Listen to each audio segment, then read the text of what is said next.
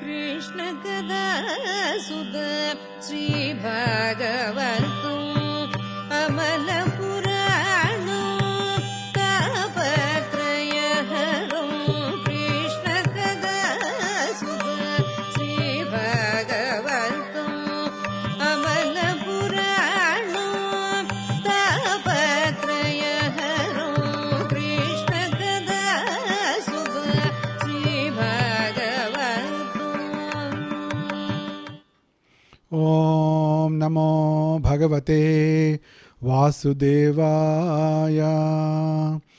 ओम नमो भगवते वासुदेवाय।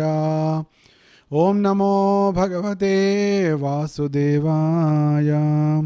ओम अज्ञानतिमिरान्धस्य ज्ञानाञ्जनशलाकया चक्षुरुन्मीलितं येन तस्मै श्रीगुरवे नमः। मूकं करोति वाचालं पङ्गुं लङ्घयते गिरिं यत्कृपातमहं वन्दे श्रीगुरुं दीनतारिणं। श्रीचैतन्यमनोभीष्टं स्थापितं येन भूतले स्वयं रूपकदा मह्यं ददाति स्वपदान्तिकं। वन्देऽहं श्रीगुरो सीतपदकमलं श्रीगुरोर्न वैष्णवांश्च श्रीरूपं साग्रजातं सागणरघुनाथान्वितं तं सजीवं साद्वैतं सावधूतं परिजनसहितं कृष्णचैतन्यदेवं श्रीराधाकृष्णपादान् सागणललिता श्री विशाखान्वितांश्च नम ओं विष्णुपादाय कृष्णप्रेष्ठाय भूतले श्रीमते गोपालकृष्णगोस्वामी इति नामिने प्रभुपादस्य साहित्यं य प्रकाशवितीर्य च प्रचारं कृतवान् साधु भगवत्पादाय ते नमः। नम ओं विष्णुपादाय कृष्णप्रेष्ठाय भूतले श्रीमते भक्तिवेदान्त स्वामिनिति नामे नमस्ते सारस्वती देवे गौरवाणे प्रचारिणे निर्विशेष शून्यवादे पाश्चात्य देशतारिणे। हे कृष्ण करुणा सिंधो दीनबंधो जगत्पते गोपेश गोपिका कांत राधा कांत नमोस्तुते तप्त कांचन गौरांगे राधे वृंदावनेश्वरे वृषभानु सुते देवी प्रणमामि हरिप्रिये। वाञ्छा कल्पतरुभ्यश्च कृपा सिन्धुभ्यैव च पतितानां पावनेभ्यो वैष्णवेभ्यो नमो नमः। जय श्री कृष्ण चैतन्य प्रभु नित्यानंद श्री अद्वैत गदाधर श्रीवासादि गौरभक्तवृंद। हरे कृष्ण कृष्ण कृष्ण हरे हरे हरे राम राम राम हरे हरे। नारायणं नमस्कृत्य नरं चैव नरोत्तमं देवीं सरस्वतीं व्यासं ततो जयमुदीरये। नष्टप्रायेषु अभद्रेषु नित्यं भागवत सेवया भगवते उत्तमश्लोके भक्तिर्भवति नैष्टिकी। శ్రీ భాగవతామృతం 100 కథల రూపంలో సంపూర్ణ భాగవతానికి అందరికీ ఆహ్వానం, ప్రేమపూర్వకమైన ఆహ్వానం. ఈ వారం మనం 2వ కథను వినబోతున్నాం. అదే భాగవత పురాణ మహావక్త శ్రీల శుకదేవ గోస్వామి. ఇది మన 2వ కథ. మనం భాగవతం చాలా విస్తృతమైనది, అది మహాసాగరం. ఆ భాగవతాన్ని కథల రూపంలో విందాం, కథ రూపంలో మీకు చెబుతాను అనే ఒక సంకల్పం కలిగింది. మీరందరూ కూడా దానికి తల ఊపి అవునండి భాగవతాన్ని కథల రూపంలో విందాం అని మీరు కూడా సిద్ధమయ్యారు. ఈ విధంగా మన ప్రారంభమైపోయింది. గత ఆదివారం నాడు ఏకాదశి రోజు నాడు స్పష్టంగా ప్రారంభమైంది. ఇది ఈ కథా స్రవంతి, ఈ 100 కథల యొక్క శ్రవణం అనేది నిరంతరంగా సాగుతూనే ఉంటుంది, వందల సంవత్సరాలు సాగుతూనే ఉంటుంది. ఇది చక్కగా రికార్డ్ అవుతోంది. కాబట్టి మున్ముందు ఎవరైనా ఎక్కడైనా ఎప్పుడైనా ఏ పరిస్థితిలో అయినా కూడా వినాలనుకున్నా కూడా ఈ 100 కథల రూపం శాశ్వతంగా వారి దగ్గర వారికి లభిస్తూనే ఉంటుంది. దీనికి మున్ముందు నేను చక్కటి వెబ్సైట్ కూడా ఏర్పాటు చేస్తాను. అయితే ఈ కథల రూపంలో వినడం అనేది, కథల రూపంలో చెప్పడం అనేది అనాది కాలంగా వస్తోంది. అందుకోసమే వ్యాసుల వారు మొట్టమొదలు వేదాన్ని, ఏకంగా ఉన్న వేదాన్ని 4 భాగాలుగా చేసి ఆయన వేదవ్యాసులుగా ప్రసిద్ధి చెందారు. అయితే దానిలో ఉన్నటువంటి వేదాంత తత్వము అందరికీ అర్థం కాదు కాబట్టి ఆయన కథల రూపంలో పురాణాలను రాయడం జరిగింది. తర్వాత పండితులకు, పామరులకి, ప్రతి ఒక్కరికి, ముముక్షవులకి, మోక్షార్హులకి అందరికీ కూడా తెలియడం కోసం భాగవతాన్ని రాశారు. అంటే ఈ భాగవతం కానీ పురాణాలు కానీ ఇవన్నీ కూడా మన కోసం మనకు చెప్పడం కోసమే భగవంతుడు వ్యాసుల వారి రూపంలో ఆవిర్భవించడం జరిగింది. కాబట్టి మనం ఈ పురాణాలు వినాలి. ముఖ్యంగా శ్రీల వ్యాసదేవుల వారి చరమ చరమ రచన అయినటువంటి భాగవతాన్ని మనం తప్పకుండా వినాలి. ఎందుకు వినాలి అంటే ఈ జగత్తు దుఃఖాలయంగా ఉంటుంది కాబట్టి, ఈ దుఃఖగ్రామా విముచ్యతే, ఈ సమస్త దుఃఖాల నుంచి, భయాల నుండి, మోహం నుండి మనం బయటపడాలంటే మనకు కృష్ణ భక్తి కావాలి. దానికి భాగవతాన్ని మనం వినాలి. కాబట్టి ఈ జగత్తులో మనం సుఖాన్ని అభిలషిస్తుంటే, ఈ జగత్తులో మనం మూడు తాపాల నుంచి బయటపడాలని అభిలషిస్తూ ఉంటే మనకు ఉన్నటువంటి ఏకైక మార్గం భాగవతాన్ని వినడం. భాగవతాన్ని వినాల్సిందే. మరి భాగవతాన్ని వినడానికి సిద్ధంగా ఉన్నామండి. ఇంతకీ భాగవతాన్ని చెప్పింది ఎవరు? అవును, మనం వినాలి అంటే చెప్పేవాళ్ళు ఒకళ్ళు కావాలి కదా. మరి భాగవతాన్ని మొట్టమొదటి ఎవరు చెప్పారు అంటే ఆ చెప్పిన ఆయన కథనే ఇవాళ మన రెండవ కథ. అదే భాగవత పురాణ మహావక్త. ఇది భాగవత అది మహాద్భుతమైనది కాబట్టి ఆయనకు ఈ మహావక్త శ్రీల శుకదేవ గోస్వామి. అంటే మొట్టమొదటిసారిగా భాగవతాన్ని మనకు వినిపించి మన యొక్క శ్రేయోదాయకులైనటువంటి, మన యొక్క మంగళమయ జీవితానికి నాంది పలికినటువంటి శుకదేవ గోస్వామి యొక్క కథనే మనం ఇప్పుడు ఈ రెండవ కథ రూపంలో మనం వినబోతున్నాం. కాబట్టి భాగవతం వినడం ఎంత అనివార్యమో, భాగవతాన్ని చెప్పినటువంటి శుకదేవ గోస్వామి గురించి కూడా పూర్తిగా వినడం, ఆయన ఎంతటి మహనీయుడు అని తెలుసుకోవడం కూడా అంతే ముఖ్యం. సాధారణంగా ప్రస్తుతం ఉన్నటువంటి పరిస్థితుల్లో మనుషులకి భగవద్గీత భాగవతం అంటే తేడానే తెలియదు. అవునండి, భగవద్గీత ఏమిటి, భాగవతం ఏమిటి, రెండు ఒకటేనా అంటే రకరకాలుగా భావనలు ఉన్నాయి. అటువంటి పరిస్థితుల్లో శుకదేవ గోస్వామి అనే పదం వారికి ఇంకెక్కడ అర్థమవుతుంది. కాబట్టి భాగవతాన్ని చదవకుండా వినకుండా మనిషి దుఃఖం నుంచి బయటపడే అవకాశం లేదు. కాబట్టి మొట్టమొదటి భాగవతం వినాల్సిందే. వినాలి అంటే ఆ భాగవతాన్ని మనకు వినిపించినటువంటి శుకదేవ గోస్వామి గురించి కూడా మనకు తెలియాలి. అందుకోసమే ఈ రెండవ కథలో అందరూ కూడా భాగవతానికి వక్త ఎవరు ఆయన గురించి తెలుసుకోవాలి. మీకు అందరికీ తెలియాలి. రాబోయే తరాల వారందరికీ కూడా తెలియాలి. అందరూ భాగవతం భాగవతం భాగవతం అంటుండొచ్చు, కానీ భాగవతం ఎవరు చెప్పారు, ఎందుకు చెప్పారు, ఈ విషయాలు చాలా తెలియాలి. మొట్టమొదలు భాగవతం అంటే ఏంటి, భగవద్గీత అంటే ఏమిటి, ఎవరికైనా కూడా స్పష్టంగా తెలిసే అవకాశం రావాలి. ఏమిటి అంటే భాగవతం అంటే భగవంతుడి గురించి చెప్పినటువంటిది. భగవంతుడి గురించి చెప్పేది సాక్షాత్తుగా భగవంతుడే చెప్పింది, అది భాగవతం. తర్వాత భగవద్గీత అంటే భగవంతుడు స్వయంగా చెప్పింది, భగవంతుడు మన కోసం చెప్పింది, అది భగవద్గీత. అంటే భగవంతుడు తన గురించి తానే చెప్పింది భాగవతం. అయితే ఇది మొట్టమొదటి తన గురించి తానే, అది బ్రహ్మలోకంలో ఆయన చెప్పారు. అయితే ఈ భూలోకంలోకి వచ్చేటప్పటికి మొట్టమొదటిసారి మనకు భాగవతాన్ని వినిపించింది ఈరోజు మన కథానాయకుడైనటువంటి శ్రీల శుకదేవ గోస్వామి. అయితే ఈ మహనీయుడి గురించినటువంటి వివరణము, మహనీయుడి గురించి ప్రస్తావన భాగవతంలో మొదట్లోనే వస్తుంది. గత వారంలో నేను చెప్పినట్టు భాగవత శ్రవణ ఫలితం ఏమిటి, ఆ భాగవత శ్రవణ ఫలితం అనేది మనకు భాగవతంలో మొత్తం 18,000 శ్లోకాలు ఉన్నాయి.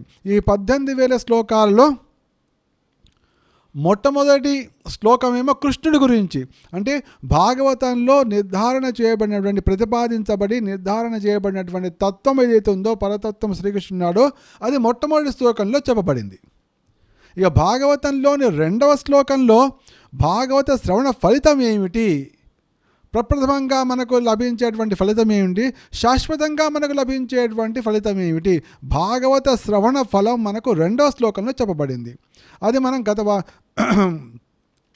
మనం ఈ మొదటి కథలో పూర్తిగా సవివరంగా పూర్తిగా విన్నాం.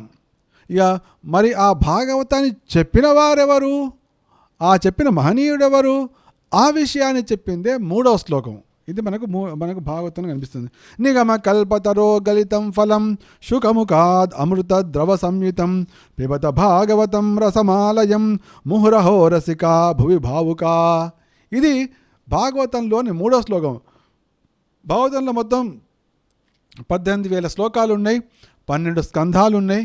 ఈ 12 స్కంధాల భాగవతాన్ని, 18,000 శ్లోకాలున్న భాగవతాన్ని అభయచరణారవింద భక్తి వేదాంత స్వామి శ్రీల ప్రభుపాదుల వారు, అంటే అంతర్జాతీయ కృష్ణ చైతన్య సంఘం సంస్థాపకాచార్యులు ఆయన 18 పుస్తకాల రూపంలో 18 సంపుటాల రూపంలో వెలువరించారు. అది ఇప్పుడు అందరికీ అనేక రకాల భాషల్లో లభిస్తుంది. మన తెలుగు భాషల్లో కూడా మన భాగ్యం కొద్దీ లభిస్తోంది. అయితే దీనిలో ఎప్పుడైతే మనం మొదటి సంపుటాన్ని తీసుకుంటామో మొదటి సంపుటంలోనే మొదటి సంపుటం అనేది మొదటి స్కందము. ఆ మొదటి స్కందంలోని మొదటి అధ్యాయంలోని 3వ శ్లోకం తీస్తే మనకు దానిలో భాగవత మహాభక్త అయినటువంటి శుకదేవ గోస్వామి గురించినటువంటి ప్రస్తావన దాంట్లో మనకు కనిపిస్తుంది. నిగమ కల్పతరో గలితం ఫలం శుకముఖాత్ అమృత ద్రవ సంయుతం శుకదేవ గోస్వామి. ఈ పదం చూడండి, చాలా అద్భుతంగా ఉంటుంది. శుకము అంటే కాబట్టి మొట్టమొదటి భాగవతం, ఇంతవరకు భాగవతం ఎవరు వినలేదు అటువంటి వాళ్ళు కనుక వింటే మొట్టమొదటి వాళ్ళు ఏమన్నారంటే భాగవతం అంటే కృష్ణుడి గురించి మనకు తెలిపేది భాగవతం, కృష్ణలీలలను మనకు తెలిపేది భాగవతం. దీన్ని పలికిన వారు శుకదేవ గోస్వామి. ఇంత విషయాలు కనుక తెలిస్తే వాళ్ళు భాగవతంలో ప్రవేశించడానికి అర్హులుగా అయిపోతారు. ఎందుకంటే వాళ్ళు ఈ విషయాలు తెలుసుకోవడం వాళ్ళ పవిత్రమైపోయారు. ఈ పవిత్రం కావడంతో అంటే వాళ్ళు ఆ శుకదేవ గోస్వామి గురించి విన్నారు. శుకదేవుడు, శుక మహర్షి, శుకముని, శుకదేవుడు, ఈ విధంగా రకరకాల పేర్లతో ఆయన పిలువబడుతూ ఉంటారు. అటువంటి మహనీయుడి గురించి తెలుసుకోవడం ద్వారా వారు భాగవతంలో ప్రవేశించడానికి అర్హులవుతున్నారు. కాబట్టి భాగవతాన్ని ఈ జగత్తులో మొట్టమొదటిగా చెప్పింది శుకదేవ గోస్వామి. ముఖ్యంగా ఆయన నుంచే మనకు ఈ భాగవతం వినడానికి ఒత్తిడిగుస్తుంది. ఆయన గురించి చెప్పింది ఏమంటే నిగమకల్పతరో గలితం ఫలం. ఈ భాగవతం ఎటువంటిదిట అంటే వేదవృక్షానికి పండినటువంటి పక్వమైన ఫలం. అంటే ఎప్పుడైనా సరే చెట్టు మీదనే పండును పండనివ్వరు.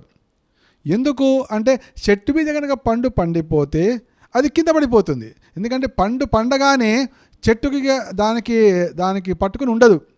ఎందుకంటే దాని నుంచి కావాల్సి ఏంటి, ఎప్పుడైతే పండు పండాలో దానికి రసం కావాలో దానికి కావలసినటువంటి సమస్త రసాలు కూడా ఆ చెట్టు ద్వారానే వస్తాయి. ఆ చెట్టుకు భూమి నుంచి వస్తుంటుంది. ఈ విధంగా ఆ రసాలన్నీ వచ్చేసిన తర్వాత ఆ పండు పండిపోయిన తర్వాత అది పక్వమైపోయిన తర్వాత దానికి ఇంకా దానికి ఇంకా వేరే ఇంకా అది పండాల్సిన అవసరం లేదు. దానికి అవసరాన్ని వచ్చేసినాయి కాబట్టి చెట్టు నుండి విడిపోతుంది. ఆ చెట్టు నుండి విడిపోయినటువంటి ఎప్పుడైతే పండు నేల మీద పడుతుందో అది కాస్త పాడైపోతుంది. ఎందుకంటే అంత ఎత్తు నుంచి తర్వాత మిగర పండిన పండు ఎంత బరువుతో కింద పడేటప్పటికల్లా అది పడిన నేల మీద ఏదైతుందో ఆ భాగంలో చితికిపోవడము ఈ విధంగా సాగుతుంటుంది. అయితే ఈ భాగవతం అంటే ఏమిటి అంటే నిగమకల్పతరో గలితం. నిగం అంటే నిగమాలు అంటే వేదాలనే వృక్షానికి పండినటువంటి పక్వమైన ఫలమే శ్రీమద్భాగవతం. తర్వాత శుకముఖాద్ అమృత ద్రవ సంయుతం. అయితే చెట్టు మీదే పండిన పండు చాలా రుచిగా ఉంటుంది. అయితే ఆ చెట్టు మీద పండిన పండు ఇవాళ రేపో కింద పడబోతోంది అన్న సమయంలో దాన్ని కనుక రామచిలుక అంటే రామచిలుక తెలుసు ఏ పండు చక్కగా పండింది అని రామచిలుక చక్కగా తెలుస్తుంది. అందుకోసం అది రామచిలుక ఎప్పుడు పచ్చి కాయలను తినదు, అది నేరుగా పండు. అది రామచిలుక దాని చిలక కొట్టింది అంటే అది పూర్తిగా పండింది అని అర్థం. అయితే ఇక్కడ శుకముఖాత్ అమృత ద్రవ సంయుతం. ఈ భాగవతం అనే పక్క ఫలము శుకము అంటే సంస్కృతంలో రామచిలుక అని అర్థం. అందుకోసం ఇక్కడ ఆయనకు వ్యాసుల వారి తనయుడైనటువంటి శుకదేవ గోస్వామి ఆయనకు శుకదేవుడు అని పేరు ఉంది. ఆయన శుక మహర్షి, శుకముని, ఈ విధంగా రకరకాల పేర్లు శుకదేవుడు ఇవన్నీ వినిపిస్తుంటాయి. అయితే ఆయనకు ఇప్పుడు రామచిలుకలు ఉంటాయి. రామచిలుకలు మనం ఏ మాట నేర్పిస్తే ఆ మాట పలుకుతుంటుంది. అయితే ఇక్కడ శుకదేవుల వారికి ఆ శుకము అనే పేరు ఎందుకు వచ్చింది?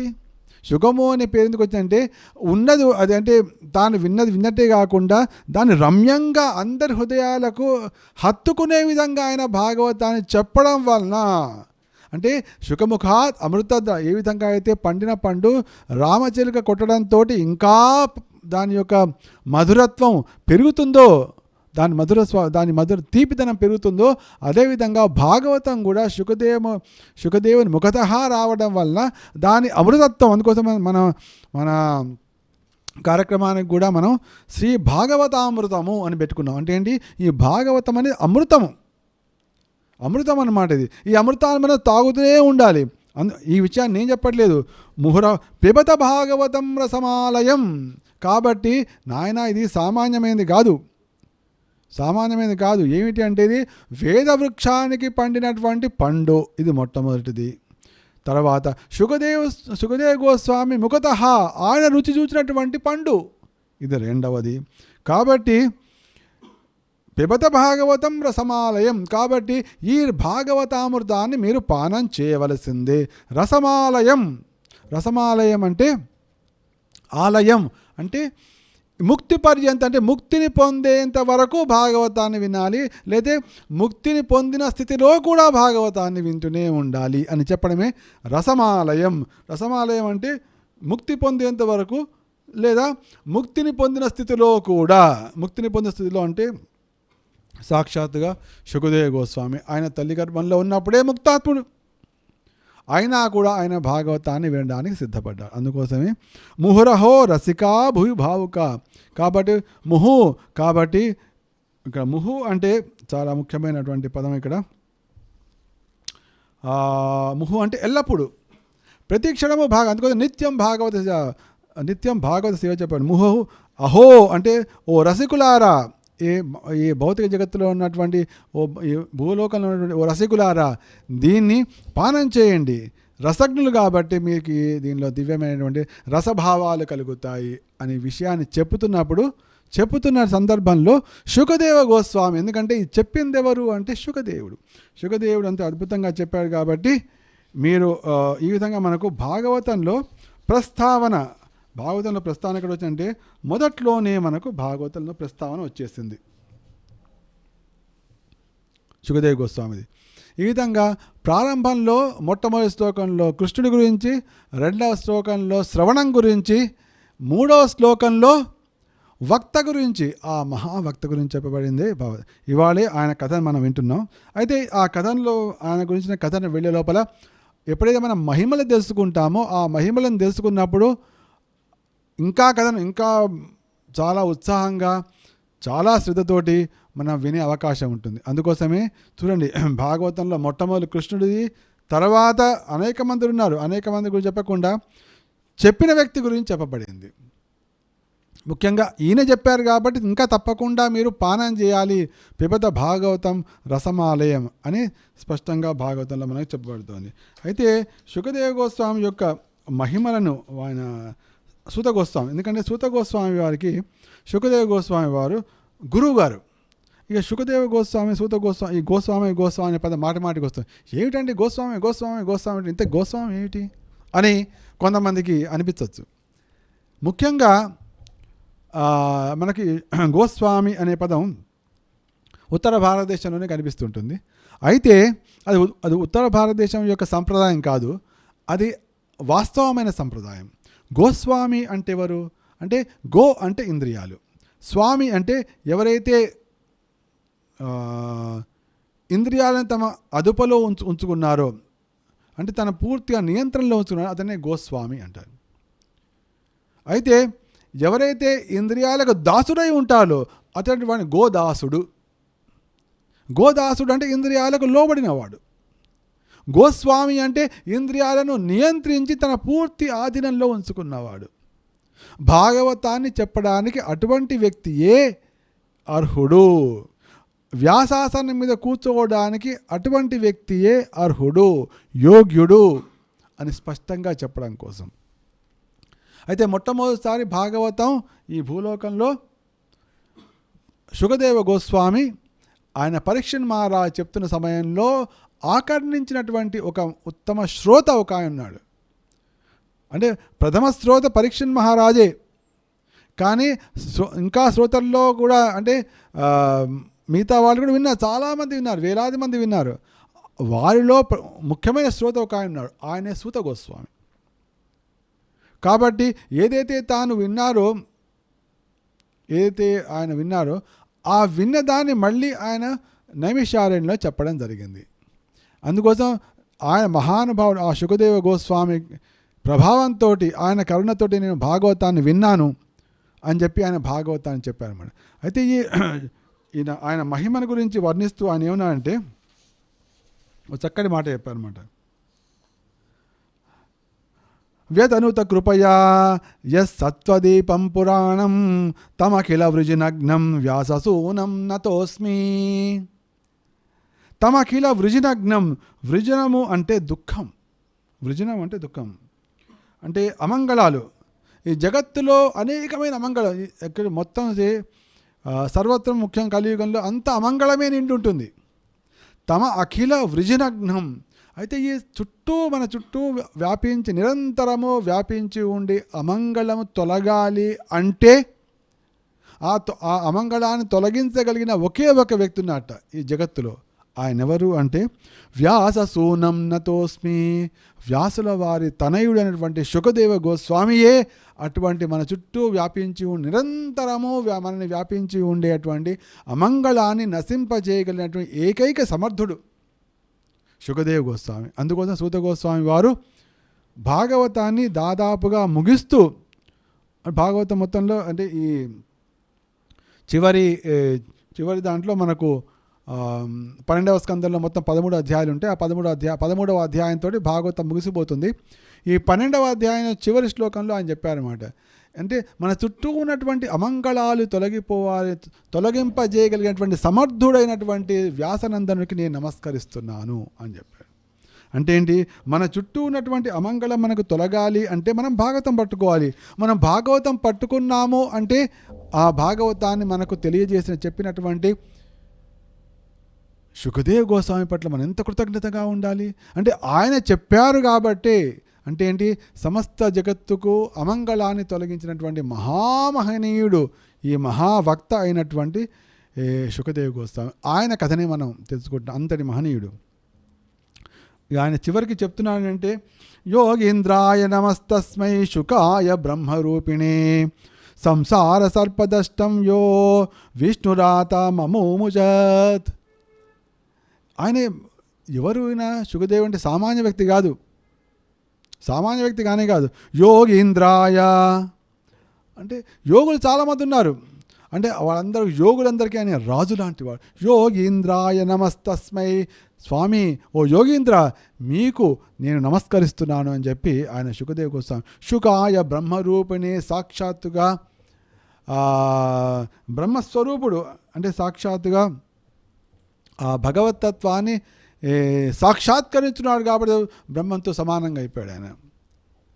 అటువంటి ఆయన సంసార సర్పదష్టంయో, ఆయన ఏం చేశారు అంటే సంసార సర్పదష్టుడైనటువంటి, సంసార సర్పం అనే దాంతో కాటువేయబడినటువంటి పరీక్షణ్ మహారాజును ఆయనకు మోక్షాన్ని ప్రసాదించాడు.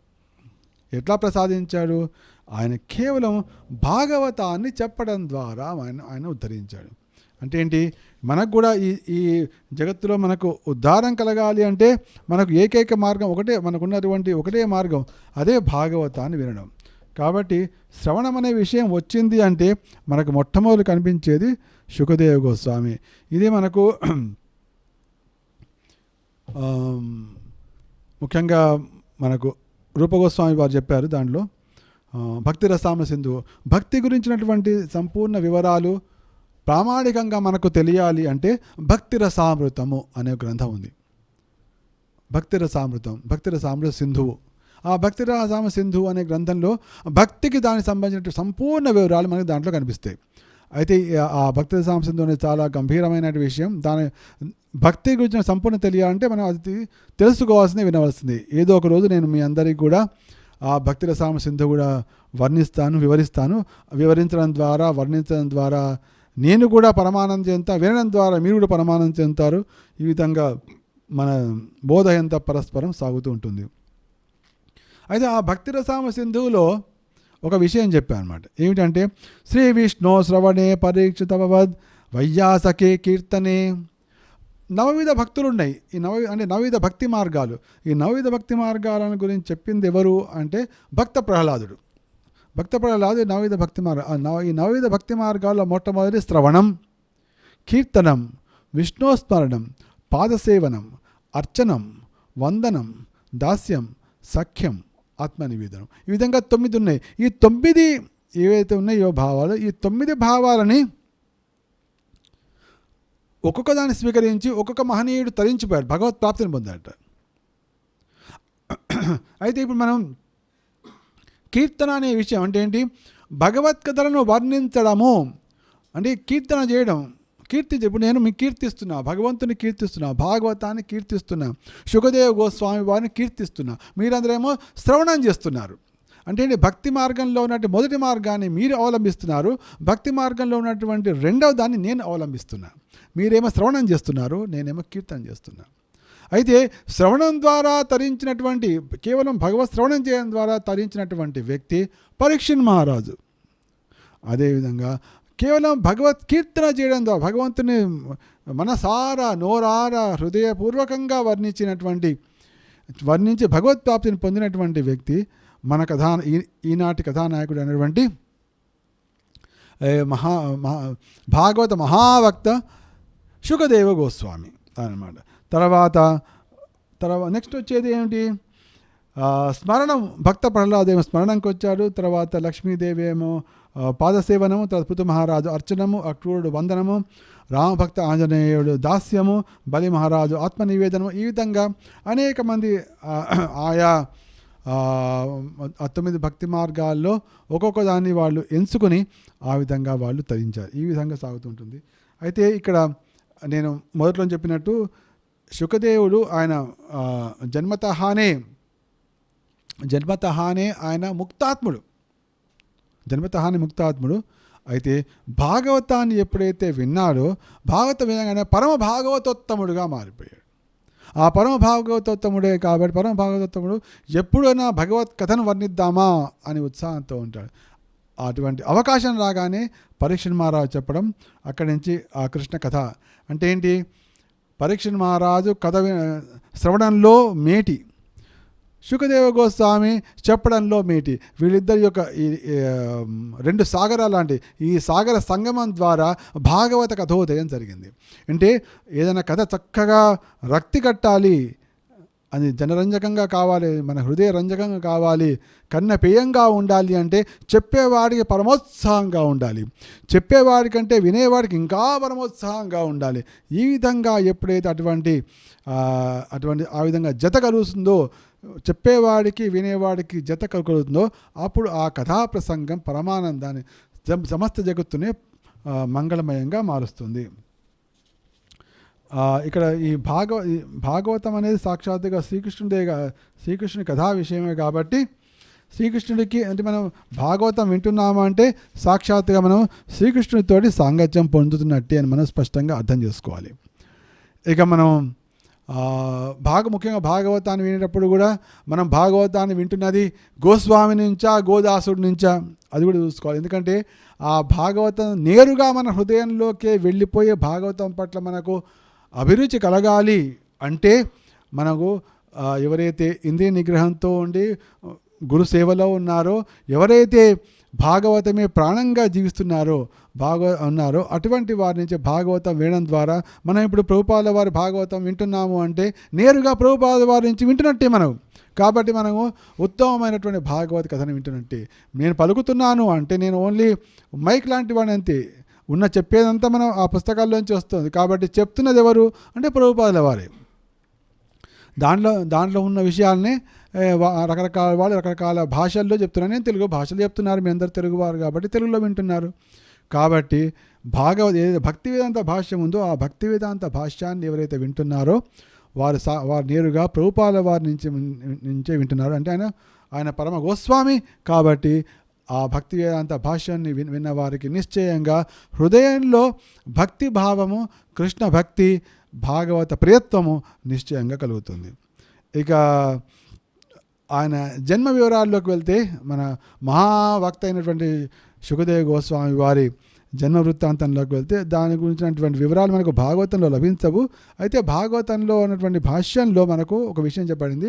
బ్రహ్మవైవర్త పురాణంలో శుకదేవ గోస్వామి యొక్క ప్రస్తావన, ఆయన జన్మ వివరాలు చెప్పబడినాయి.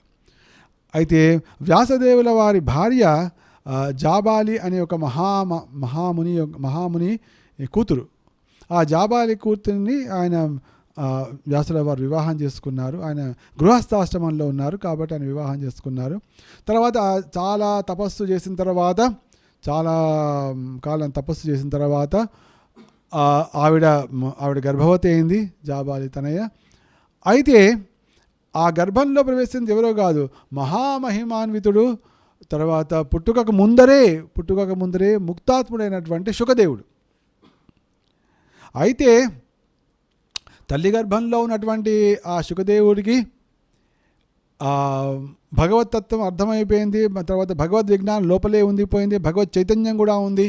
అదే అంటారన్నమాట భాగవతంలో మనకు వస్తుంది. తల్లి గర్భంలో ఉన్నటువంటి శిశువుకి, జీవుడికి 7 నెలల తర్వాత వాడి జ్ఞానోదయం కలుగుతుంది. తాను చేసిన తప్పులకు అన్ని గుర్తొస్తాయట. అప్పుడు అనుకో స్వామి, నేను ఇంకా తప్పులు చేయను, నన్ను మాత్రం ఈ గర్భనరకం నుంచి బయటపడేస్తే నేను నీ భక్తిని చేస్తా, నీ భజనే చేస్తా, మళ్ళీ తప్పులు చేయనని భగవంతుని ప్రార్థిస్తాడట. ఆ విధంగా సాగుతూ ఉంటుంది. కాబట్టి అంటే ఒక సామాన్య జీవుడికి ఆ విధంగా ఉంటే ముక్తాత్మైనటువంటి శుకదేవ్ గోస్వామికి ఎట్లా ఉంటుంది? కాబట్టి ఆయన ఇక్కడ లోపల చక్కగా ఉంది, ఎటువంటి మాయా లేదు, కాబట్టి నేను బయట పోయే ప్రసక్తి లేదు,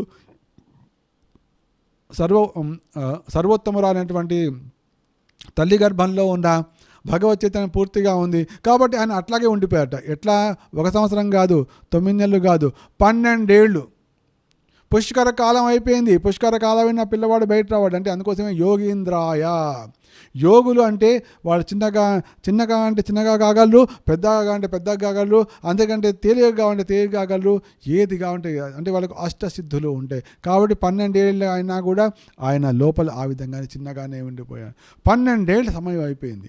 ఈ విధంగా 12 ఏళ్ల కాలం కలిసిపోయేటప్పటికీ శుకదేవ గోస్వామి లోపల అయితే వ్యాసుల వారు, నాయనా ఏమిటి నువ్వు రావేమిటి, బయటికి వచ్చే, మీ అందరం మీ ఇద్దరం తల్లిదండ్రులు నీకోసం ఎదురు చూస్తాం, నువ్వు వచ్చేసేయి అంటే ఆ సంభాషణ సాగుతుంది అనమాట. తండ్రికి లోపలైనటువంటి శిశువుకి శుకదేవ్, నాయన వచ్చేసే అంటే, తండ్రి నేను రాను, ఎందుకంటే బయట మాయ ఉంది కదా, బయట మాయ ఉంది కాబట్టి నేను రాలేను అన్నాడు. అయితే ఆయన అప్పుడు వ్యాసుల వారికి ఏం చేయాలో అర్థం కాలేదు. అందుకోసం ఆయన ఏం చేస్తారు, నేరుగా ద్వారకి వెళ్ళాడు. ద్వారకి వెళ్ళి అప్పుడు శ్రీకృష్ణ భగవాన్ స్వామి చూడండి, ఇట్లా నా పుత్రుడు తల్లి గర్భంలోంచి బయటికి రానంటున్నాడు, కాబట్టి స్వామి నువ్వే వచ్చి ఈ కష్టాన్ని గట్టెక్కించాలి, ఇప్పుడు నాకున్నటువంటి పరిస్థితి ఇది అన్నప్పుడు శ్రీకృష్ణుడు నేరుగా ద్వారక నుంచి బయలుదేరి వచ్చి వ్యాసాశ్రమానికి వచ్చారు. వ్యాసాశ్రమానికి వచ్చి చెప్పి, బయటికి రా నాయన అంటే మళ్ళీ అదే అన్నాడు, బయట మొత్తం మాయ ఉంది కాబట్టి నేను ఆ మాయను లో నాకు ఉండడం ఇష్టం లేదు కాబట్టి నేను తల్లి గర్భంలో ఉన్నాను. అప్పుడు కృష్ణుడు చెప్పాడు అనమాట, అక్కర్లేదు, మాయతో పాటు నా లీలలు కూడా ఉన్నాయి కాబట్టి నీకు ఎటువంటి చింత లేదు, నువ్వు బయటికి రా, నా లీలలను స్మరించు, నా లీలలను అధ్యయనం చేయి అని కృష్ణుడు చెప్పాడు. కాబట్టి కృష్ణుడి యొక్క వాక్యాన్ని నమ్మి, శ్రీకృష్ణ వాక్యం మీద నమ్మకం ఉంచి ఆ శుకదేవుడు బయటకు వచ్చాడు. 12 ఏళ్ళకి బయటకు వచ్చాడు. ఆ బయటకు వచ్చినటువంటి శుకదేవ గోస్వామితో వ్యాసుల వారు తాను రాసినటువంటి భాగవతాన్ని అధ్యయనం చేయించాడు. ఎందుకంటే ఇక్కడ భగవంతుడు చెప్పాడు కదా, అవును నా లీలలు ఉన్నాయి, మరి నా లీలలు ఉన్నాయి అంటే ఏంటి? భాగవతం. అప్పటికే భాగవతం గ్రంథస్థం అయిపోయింది. ఎందుకంటే వ్యాసుల వారి గురువు గారు అయినటువంటి నారదుల వారు అప్పటికే చెప్పేశారు, నాయన నువ్వు భాగవతాన్ని విస్తరించి అందరికీ భక్తి కలిగే విధంగా చెప్పు అని చెప్పినప్పుడు అప్పుడు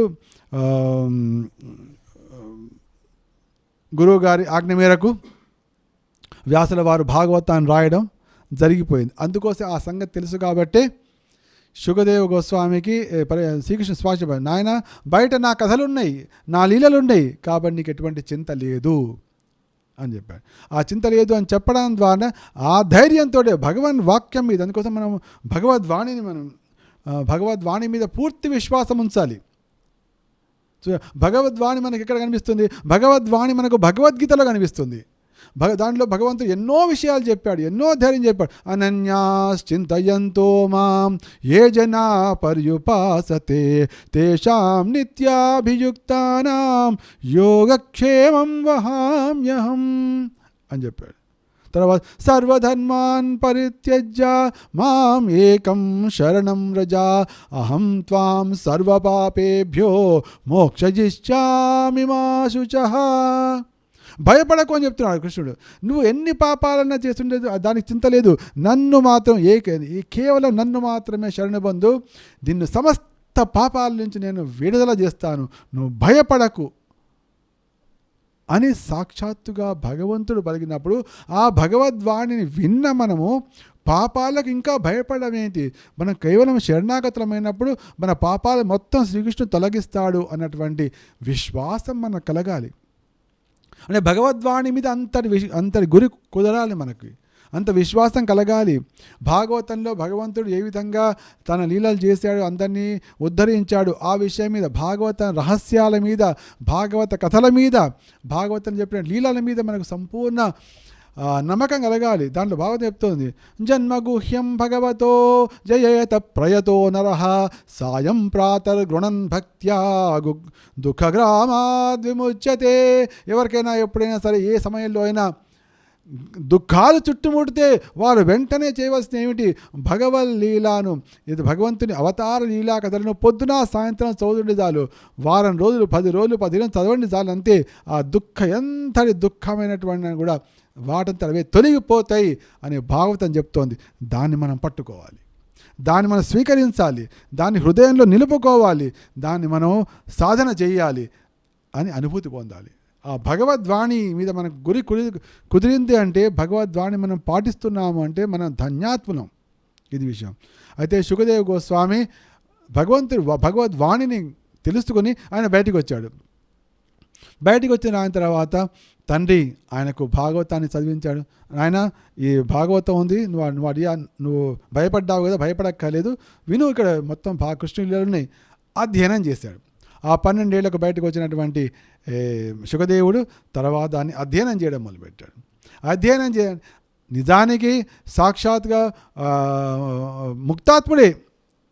ముక్తాత్ముడే అయినప్పటికీ కూడా ముక్తాత్ములకు కూడా పరమప్రీతి కలిగించేదే కృష్ణ భక్తి, కృష్ణ లీలలు, అదనమాట. అయితే తను ముక్తాత్ముడే అయినప్పటికీ కూడా కృష్ణు యొక్క లీలలు అతి రమ్యంగా ఉంటాయి కాబట్టి శుకదేవుడు ఆ భాగవతాన్ని అధ్యయనం చేసిన తర్వాత తన కార్యక్రమం అయిపోయిందని చెప్పి ఆయన ఇల్లు విడిచి వెళ్ళిపోవడం మొదలుపెట్టాడు మేడం.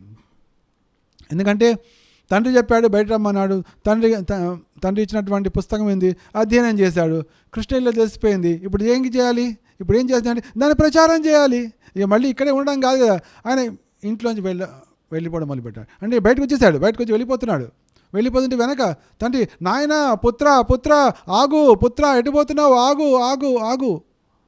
ఏమిటి తండ్రి యొక్క ఉద్దేశం ఏంటి? అవును, ఇప్పుడు పిల్లవాడు పెద్దవాడైపోయాడు, మంచిగా అధ్యయనం చేశాడు కాబట్టి నెక్స్ట్ కావాల్సిన ఏమిటి? గృహస్థాశ్రమంలో ప్రవేశించాలి. అదేగా తండ్రి అనుకునేది, అది ఉద్దేశం అన్నమాట. కానీ ఈయనేమిటి, అసలే సర్వసంగ పరిత్యాగి, దాంతో భాగవతం చదివాడు, ఇక మొత్తం ప్రపంచానికి చెప్పాలి, వెనక్కి తిరిగి చూసే అవకాశం ఉంటుందా? వెళ్ళిపోయాట అంతే. వెళ్ళిపోతుంటే వెనక వ్యాసుల వారు పుత్ర అని వెంటబడుతున్నాట. పుత్రేది తన్మయతయా తరవోభినేదు తం సర్వభూత హృదయం మునిమానతోస్మి యం ప్రవ్రజంతమనపేతమపేతకృత్యం ద్వైపాయనో విరహకాతర ఆజుహావా పుత్రేతి తన్మయతయా తరవోభినేదు తం సర్వభూత హృదయం మునిమానతోస్మి. ఇది ఆయన ఎంతటి మహనీయుడు అంటే, ఈ మహాముని ఏ విధంగా అయితే ఆకాశము, ఏ విధంగా అయితే వాయువు అందరి హృదయాల్లోకి ఇట్లా వెళ్ళిపోతుంది, అంటే ఏంటి, మనం గాలి వేస్తే మన హృదయంలో కూడా గాలి వెళ్ళిపోతుంటుంది, అట్లా వెళ్తుంటుంది. అదేవిధంగా శుకదేవ గోస్వామి యొక్క మహత్వం ఏంటంటే, ఎంతటి వ్యక్తి అయినా సరే, ఒక్కసారిగా ఆయన గురించి వింటే ఆయన నేరుగా హృదయంలోకి వెళ్ళిపోతాడు. వాళ్ళు పరమభక్తి కూడా కావాల్సిన అవసరం లేదు. ఒక్కసారి ఆయన గురించి వింటే అమ్మో అంతటి గొప్పవాడా అంటే ఏంటి, ఈ జగత్తు గురించి, భక్తి గురించి ఏం తెలియని వారికి కూడా ఒక్కసారి శుకదేవుడి గురించి వింటే చాలట, మునిమానతోస్మి తం సర్వభూత హృదయం, అంత హృదయాల్లోకి వెళ్ళిపోతాట. అంతటి మహనీయుడు ఆయన. ఎందుకు ఇట్లా అంటున్నారు అంటే, దానికి ఒక చిన్న కథ ఉంది కూడా. ఎప్పుడైతే అయితే ఆ విధంగా సుఖదేవ గోస్వామి వెళ్ళిపోతుంటే ఒకవేమో తండ్రి ఏమో పుత్ర పుత్ర పుత్ర అని ఏడుస్తున్నారు. అయితే ఆ సమయంలో ఒక నకిలీ సుఖదేవుణ్ణి ఆయన సృష్టించి వెనక్కి పంపించేశాట. అయితే ఆయన వెళ్తున్నాడు, సుఖదేవి కోసం వెళ్ళిపోయాడు, వెనకేమో తండ్రి వెంటబడుతున్నాడు పుత్ర పుత్ర పుత్ర అని. ఈయనేమో వదిలిపెట్టట్లేడు. అయితే అప్పుడు ఏం చేశాడంటే అసలైన సుఖదేవి కోసం ఆయన చేశాడంటే ఒక నకిలీ సుఖదేవుని సృష్టించి వెనక్కి పంపించాడు మేడం. అయితే ఆయన వెళ్ళి తండ్రి పర్వాలేదు, నేను వెనక్కి వస్తానులే అని చెప్పి ఆయన తండ్రితో పాటు వెళ్ళి ఆయనే గృహస్థాశ్రమంలో ప్రవేశించాడు. అందుకోసం ఒక్కోసారి అనిపిస్తుంది, అవునండి సుఖదేవ స్వామి కూడా పెళ్లి చేసుకున్నారు కదా అని కొంతమంది చెప్తుంటారు మేడం. అది దాని గురించినటువంటి కథ కూడా చెప్పబడింది. అది భాగవతంలో లేదు, వేరే పురాణాలు చెప్పండి. అది నకిలీ, ఎందుకంటే ఇక్కడ తండ్రి కూడా బాధపడద్దు కదా, అందుకోసం సుఖదేవ గోస్వామి ఆ నకిలీ ఆయన పంపిస్తే ఆయన తండ్రితో పాటు మళ్ళీ వెనక్కి వెళ్ళి గృహస్థాశ్రమంలోకి వెళ్ళారు. అయితే భాగవతాన్ని ప్రవచించినటువంటి మహాభక్త మాత్రం సంపూర్ణ ఇంద్రియ నిగ్రహం కలిగినటువంటి మహాభాగవతుడైనటువంటి సుఖదేవ గోస్వామి. అయితే ఏ విధంగా ఆయన ఎవరి హృదయంలోకైనా ఆయన ఏ విధంగా చేరగలడు, ఎందుకంత మహనీయుడు అంటే దానికి ఒక కథ కూడా ఉంది. అదేమిటంటే ఒకసారి ఇట్లా సుఖదేవుడు అంటే ఇంటి నుంచి వెళ్ళక ముందు అన్నమాట కథ. ఒకసారి సుఖదేవుడు ఇట్లా వెళ్తున్నాడట అడవిలో, అంటే తిరుగుతున్నాడు. అంటే సుఖదేవుడి యొక్క లక్షణం ఏమిటంటే చాలా అంటే మంచి యవ్వనంలో ఉన్నాడు, టీనేజర్. తర్వాత చాలా సుందరంగా ఉన్నాడు. ఎంతంటే ముఖ్యంగా ఏ మనిషికైనా అందం ఎక్కడి నుంచి వస్తుంది అంటే జుట్టు నుంచి వస్తుంది. జుట్టు ఎంత వంకర్లు తిరిగి ఉంటే, జుట్టు ఎంత పెద్దగా ఉంటే అంత అందంగా వ్యక్తి కనిపిస్తాడు. ఇది రహస్యం.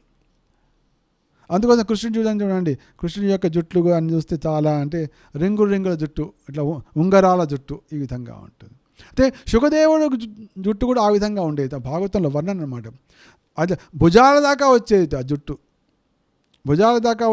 ఉండేది. మంచి యవ్వనంలో ఉన్నాడు. అయితే సర్వసంగ పరిత్యాగి కాబట్టి ఆయన బట్టలు వేసుకునేవాడు కాదు. ఆ విధంగా ఉండే పరిస్థితి. ఆ విధంగా బట్టలు వేసుకోకుండా ఆయన వెళ్ళిపోతుండేవాడు. ఒకసారి ఆ విధంగా వెళ్తున్నాడు, అడవిలో వెళ్తుంటే అక్కడ ఒక పెద్ద కొలను వచ్చింది. ఆ కొలంలో కొంతమంది దేవతా స్త్రీలు స్నానం చేస్తున్నారు. వారందరూ కూడా తమ వస్త్రాలను ఆ గట్టి మీద పెట్టి స్నానం చేస్తున్నారు. దేవతా స్త్రీ అంటే ఎంత అందంగా ఉంటారు, వాళ్ళందరూ స్నానం చేస్తున్నారు. అయితే అదే సమయంలో సుఖదేవుడు జలాశయం అంచుగా వెళ్తున్నాడు. అయితే వాళ్ళు గమనించినా కూడా ఆ విధంగా ఆడుకుంటూ తుళ్ళుకుంటూ పాడుకుంటూ ఆ విధంగా స్నానాలు కొనసాగించారు, వెళ్ళిపోయారు. ఈ లోపల వ్యాసుల వారు వచ్చారు.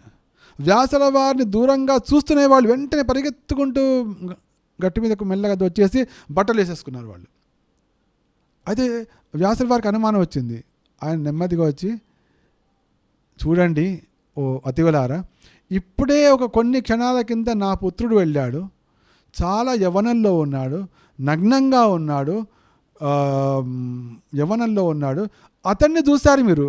కానీ మీరు ఏం పట్టించుకోని విధంగా మీరు మీ యొక్క జలక్రీడల్లో ఉన్నారు. నేనేమో పెద్దవాడిని, ఎంత వృద్ధుడిలాగా ఉన్నవాడిని, తర్వాత బట్టలు వేసుకున్నవాడిని, కానీ నన్ను చూసి మీకంటే చాలా నేను మీ తండ్రి లాంటి వాడిని, తాత లాంటి ఏమైనా కావచ్చు, మరి అటువంటి వాడిని నన్ను చూసి మీరు ఎందుకు వేసుకున్నారు అంటే వాళ్ళు అన్నారట, ఎందుకంటే ఆయన సర్వసంగ పరిత్యాగి, ఆయన ఆత్మస్థితిలో ఉండేవాడు కాబట్టి ఆయనకు స్త్రీ పురుష భేదం ఆయన కనిపించదు.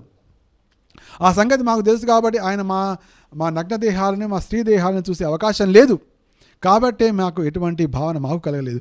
కానీ మీరు ఇంకా వస్త్రాలు ఇవన్నీ ధరించి మీరు గృహస్థాశ్రమంలో ఉన్నారు కదా అని చెప్పి ఆశ్చర్యపోయారు. అంటే ఏంటి, ఈ మాట ఎవరైనా విన్నారంటే ఏంటి,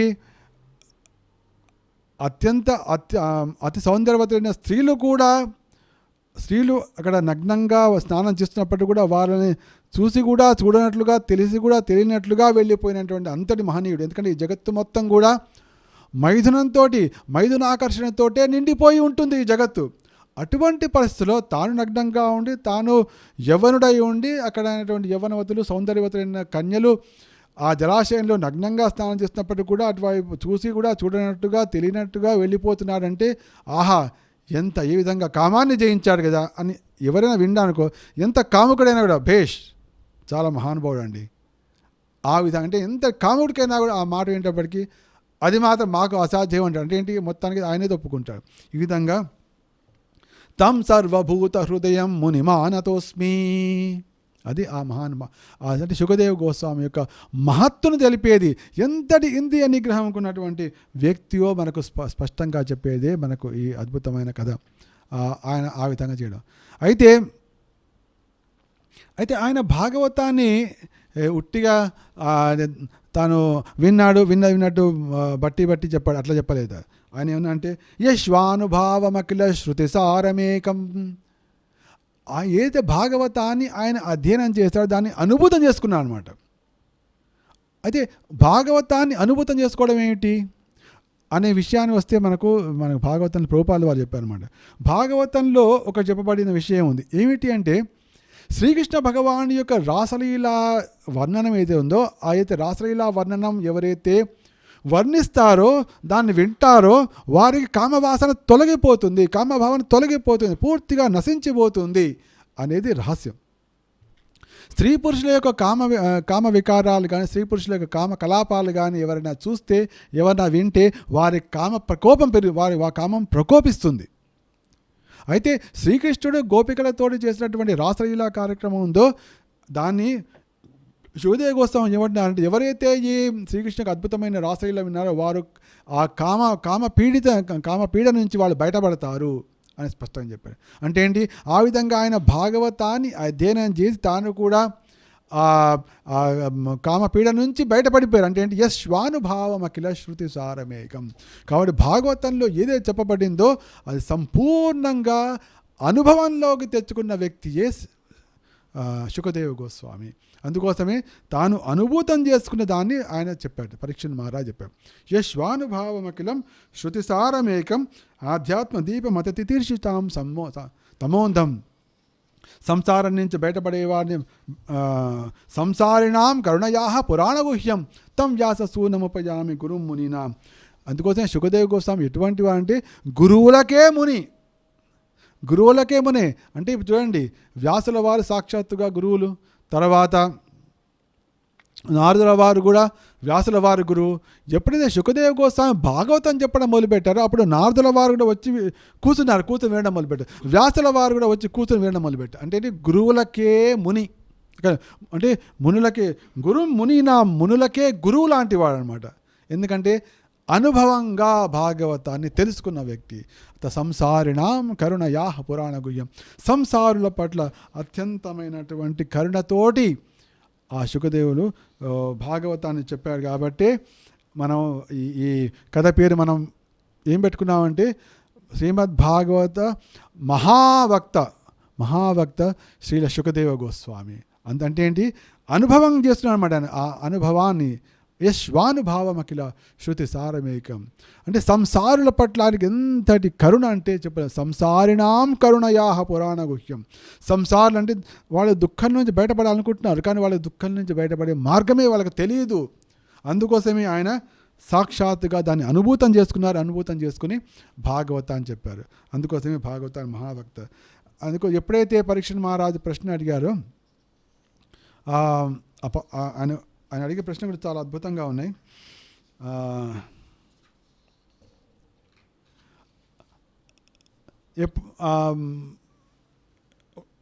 ఒక నిమిషం. పరీక్షణ్ మహారాజు పాండవుల యొక్క పోతుడు. ఆ పాండవుల పోతుడు అనేటువంటి పరీక్షణ్ మహారాజుకు ఒకసారి శాపం కలిగింది. ఆ శాప కారణంగా ఆయన వారం రోజుల లోపల దేహాన్ని త్యజించవలసినటువంటి పరిస్థితి ఏర్పడింది. ఆ దేహాన్ని త్యజించవలసిన పరిస్థితి ఏర్పడినప్పుడు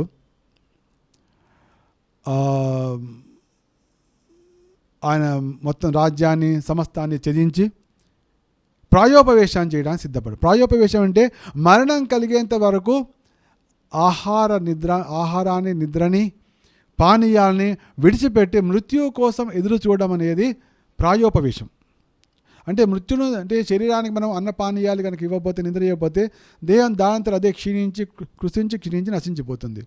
అయితే ఎట్లాగో వారం రోజుల్లో మృత్యు కలగబోతుంది కాబట్టి దీన్ని పోషించడం ఇంకా ఎందుకు అనే భావంతో పరీక్షిత్తు అంటే పాండవుల మనవడైనటువంటి పరీక్షిత్ మహారాజు తానే తన పుత్రుడైనటువంటి జనమేజయుడికి రాజ్యాభిషేకం చేసేసి గంగానది ఒడ్డు వెళ్ళి కూర్చున్నారు. గంగానది ఒడ్డు కూర్చున్న తర్వాత అప్పుడు అందరు వచ్చారు. అప్పుడు ఎవరు మహామునులు, ప్రపంచవ్యాప్తంగా ఉన్నటువంటి రాజులు, బంధువులు, వీళ్ళందరూ రాజులు, మునులు, దేవతలు, రకరకాల వాళ్ళు వచ్చారు. ఎందుకు వచ్చారు వాళ్ళందరూ అంటే పరీక్షిత్ మహారాజు చాలా గొప్ప మహనీయుడు. ఎందుకు అంటే అంటే తల్లి గర్భంలో ఉన్నప్పుడే శ్రీకృష్ణుని చేత నేరుగా రక్షించబడినటువంటి వాడు. అంతేకాకుండా పాండవుల యొక్క మనువడు, చిన్నప్పటి నుంచి కూడా కృష్ణ భక్తిలో ఉన్నటువంటి వాడు, చక్కగా రాజ్యాన్ని పరిపాలించారు. ఇంతగా జీవితాంతం కృష్ణ భక్తితో కలిపినటువంటి పరీక్షిత్ మహారాజు తన జీవితాన్ని ఏ విధంగా మహావైభవోపేతంగా ముగించబోతున్నాడు అది కూడా చూద్దాం అనే సంకల్పంతో వాళ్ళు వచ్చారట. ఎందుకంటే మహానుభావుల యొక్క జన్మమే కాకుండా వారి జీవితమే కాకుండా వారి మరణం కూడా చాలా వైభవోపేతంగా ఉంటుందట.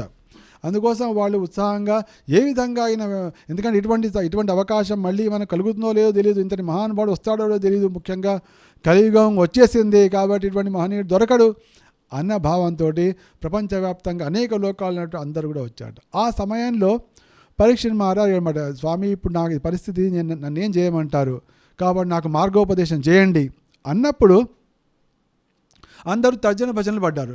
ఏం చెప్తే బాగుంటుంది, నాకు వారం రోజుల్లో వెళ్ళిపోతున్నాడే కాబట్టి ఇతడు తగ్గటువంటి మార్గం చెప్పాలని చెప్పి రకరకాలటువంటి చర్చలు చేస్తున్నట్టు.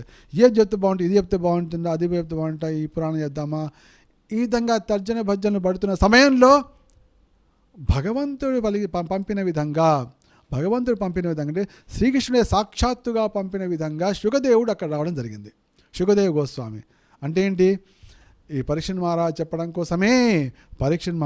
చెప్పడం కోసమే శుకదేవుడు తన తండ్రి ఆదేశం మేరకు భాగవతాన్ని అధ్యయనం చేశాడనమాట.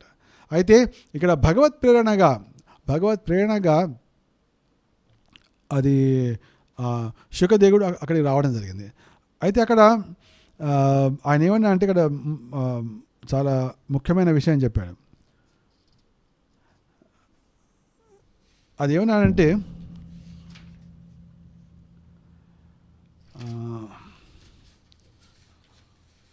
ఏ విధంగా అయితే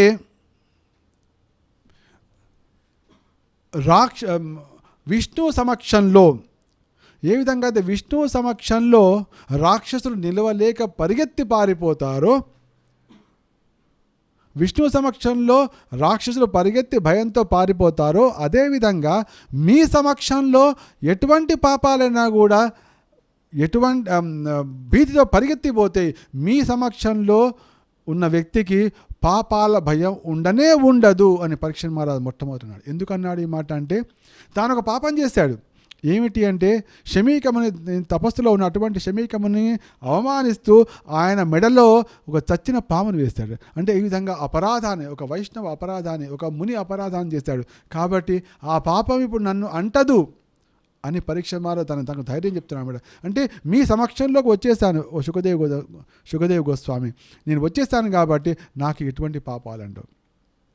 ఆయన ఇంకేమన్నా అంటే మీ పేరును తలుచుకుంటే చాలు మా గృహాలన్నీ పావనమైపోతాయి.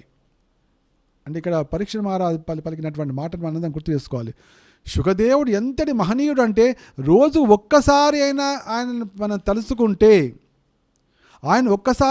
తలుచుకుంటే, మన జన్మలు, మన యొక్క గృహాలన్నీ కూడా పవిత్రమైపోతాయి. ఏ విధంగా అయితే విష్ణువు సమక్షంలో రాక్షసులు నిలవలేరో, అదేవిధంగా శుకదేవ్ గోస్వామిని తలుచుకున్న క్షణంలో మన పాపాలు మన దగ్గర ఏది ఉండి అన్ని పలాయనమైపోతాయి. కాబట్టి మీ పేరును తలుచుకుంటేనే మా గృహాలు పావనమవుతుంటే ఇక నా భాగ్యం ఎంతని చెప్పాలి. మీరు సాక్షాత్తుగా మీరు ఎదురుకుండా వచ్చారు, మీతో మాట్లాడుతున్నాను, మీ యొక్క చరణ ధూళిని స్పర్శించబోతున్నాను, ఇక నా భాగ్యం కదా అని పరీక్షిత్ మహారాజు అడిగారు.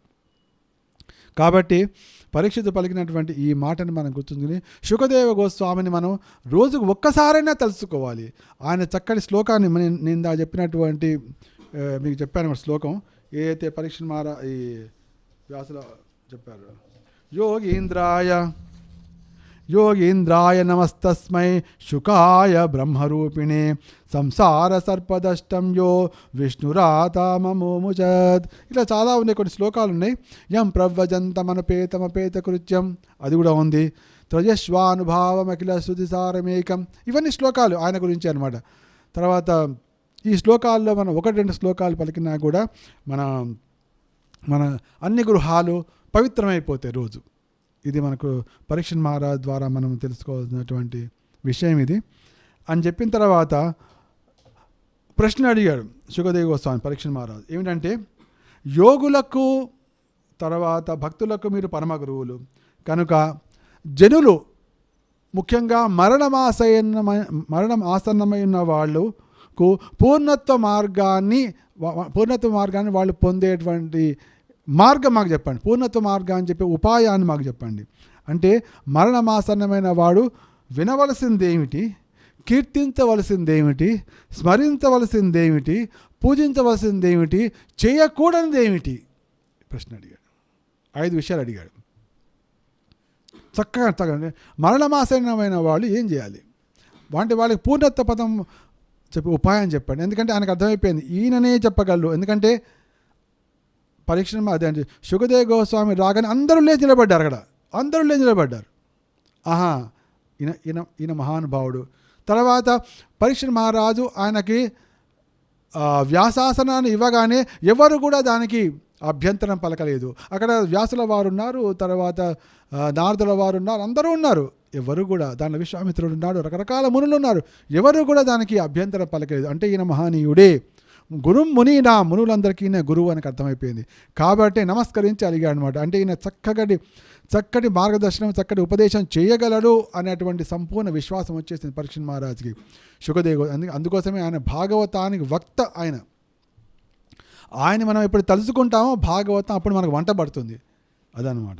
అందుకోసం అడిగింది అంటే వినవలసింది ఏమిటి, కీర్తించవలసింది ఏమిటి, స్మరించవలసింది ఏమిటి, పూజించవలసింది ఏమిటి, చేయకూడనిది ఏమిటి, మరణమాసరైనవాడు ఇది అడిగారు ప్రశ్న. అప్పుడు 12 స్కందాల రూపంలో ఉన్నటువంటి భాగవతం, అప్పుడు భాగవత కథోదయం. శుకుని రాకతో భాగవతోదయం. ఆ భాగవతం ఎప్పుడు ఉదయించింది అంటే శుకుడు రావతంతో, శుక మహర్షి రావతంతో ఆ భాగవతం ఉదయించింది. ఆ భాగవతం ఉదయించడంతో పరీక్ష మహారాజుకు భాగ్యోదయం కూడా జరిగింది. ఎందుకంటే వారం రోజుల్లో ఆయన భగవత్ ప్రాప్తిని పొందడానికి చక్కటి వాతావరణం ఏర్పడింది. శుకుని రాకతో భాగవతోదయం, భాగవతాన్ని ఆయన ద్వారా వినడం ద్వారా పరీక్ష మహారాజుకు భాగ్యోదయం జరిగింది. ఆ విధంగా మనందరూ కూడా భాగ్యం కూడా ఇనుమడించింది, వాడి ద్వారా భాగవతం వచ్చింది. అయితే శుకదేవ గోస్వామికి జీవుల పట్ల ఎంతో, ముఖ్యంగా సంసారుల పట్ల ఎంతో కరుణ అన్నమాట. మనలాంటి వాళ్ళందరి మీద ఎంతో కరుణ. అందుకోసం ఎప్పుడైతే ఆయన భాగవతాన్ని మొదలుపెట్టారో ఆ భాగవతాన్ని మొదలు పెడుతున్నాడు మొట్టమొదలు ఈ సంసారాల గురించే చెప్పాడు ఆయన. చూసారా ఎంత వీళ్ళు వృధా చేస్తున్నారు, పొద్దునంతా వాళ్ళు పనులలో గడిపేస్తారు, రాత్రంతా మైథునంలో లేకపోతే పడుకోవడంలో ఈ విధంగా కాలం గడిపేస్తున్నారు తప్ప ఆ భగవంతుని ప్రార్థించట్లేదు. తమను ఎవరో కాపాడుతారు, తన వాళ్ళు తన భార్య పిల్లలు తన సైన్యం కాపాడుతుంది అనే భావనలో ఉంటారు. కానీ కనిపిస్తూనే ఉంది, అందరికీ కనిపిస్తూనే ఉంది. ఏమిటి అంటే అందరు వస్తున్నారు పోతున్నారు, కానీ వాళ్ళకి ఏమని ఆ సైన్యం కాపాడలేకపోయింది అనే సంగతి తెలుసు కూడా మళ్ళీ అదే విషయంలో ఉంటారు అని చెప్పి ఆయన భావాన్ని వెలిబుస్తూ పరీక్ష మారాడిన ఒక్కొక్క ప్రశ్నకి కథలు చెబుతూ ఆ కథలన్నింటినీ మనం ఏదైతే ఆయన 12 స్కందాల రూపంలో చెప్పి పరీక్ష మహారాజుకు సంపూర్ణమైనటువంటి ఆశీర్వాదాన్ని అందజేసి భగవత్ ప్రాప్తికి కావాల్సినటువంటి పరిస్థితిని కల్పించారు. ఆ కథా విషయాన్ని మొత్తం మనం 100 కథల రూపంలో విందాం. 100 కథల రూపం అంటే మనకు 100 వారాలు హాయిగా సాగిపోతుంటుంది. అయితే ఆ 100 వారాలు సాగిపోయే కథలో భాగంగా ఆ కథలు చెప్పినటువంటి వ్యక్తిని గురించినటువంటి కథను ఇవాళ మనం చక్కగా విన్నాం. ఈ విధంగా భాగవత మహావక్త శ్రీ శుకదేవ గోస్వామి వారి ఈ రెండవ కథని ఇంతటితో ముగిస్తున్నాం. మళ్ళీ వచ్చే వారం మూడవ కథ. ఆ మూడవ కథ ఏమిటో ఇప్పుడే చెప్పను. ఆ మూడవ కథ ఆ రోజు మొదట్లోనే చెప్తా. అప్పటిదాకా మాత్రం మీకు సస్పెన్స్ అన్నమాట. కాబట్టి మొట్టమొదటి కథ మనకు భాగవత శ్రవణ మహిమ విన్నాం. ఇప్పుడు భాగవతాన్ని వర్ణించినటువంటి మహనీయుని యొక్క మహిమను విన్నాం. వచ్చే వారం మనం ఏం వింటామో ఎదురు చూద్దాం. అప్పటిదాకా మీ అందరికీ సెలవు. శుభమస్తు, విజయోస్తు. శ్రీమద్ భాగవత్ గ్రంథరాజ్ కీ జాయ్. శుకదేవ గోస్వామి కీ జాయ్.